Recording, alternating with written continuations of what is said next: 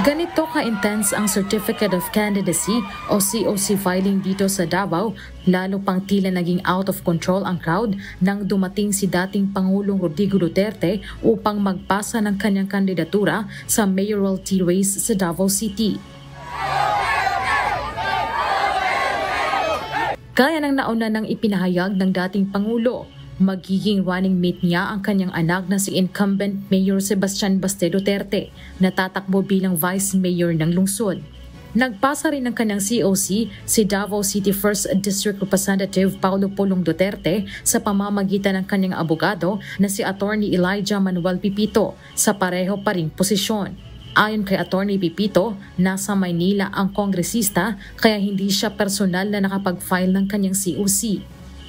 Kasama din sa nag-file ng COC ay si Omar Duterte bilang kongresista sa 2nd District at Melchor Kitain Jr. bilang konsehal sa 1st District. Ayon kay Baste, masayaan niya siyang tumakbo ang kanyang ama. Ako personally nalipay ko because ganahan ko nga napasay mahatag magod sa mga tao. Samantala, usap-usapan na ang magiging malakas na katunggali ni dating Pangulong Duterte sa pagkamayor sa syudad ay ang kakabitiw lang bilang chairperson ng Civil Service Commission na si Carlo Nograles.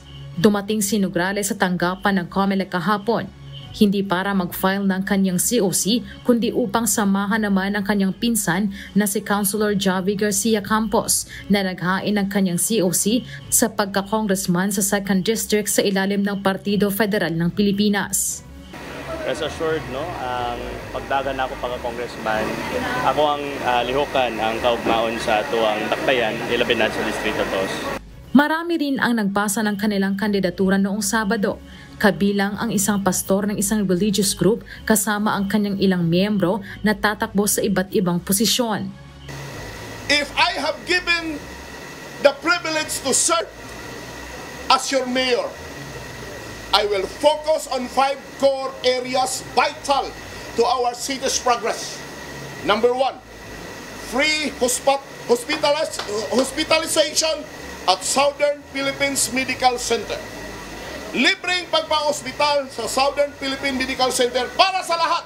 Mayroon ding isang social media content creator ang nag-file ng COC, si Rueno Caballes alias Boy Isog. Inaasahang kasama sa mga hahabol sa pagpapasa ng kandidatura ngayong huling araw ng COC filing ay ang kampo ng mga Nograles. Marisol Montaño, humahataw sa balita ngayon.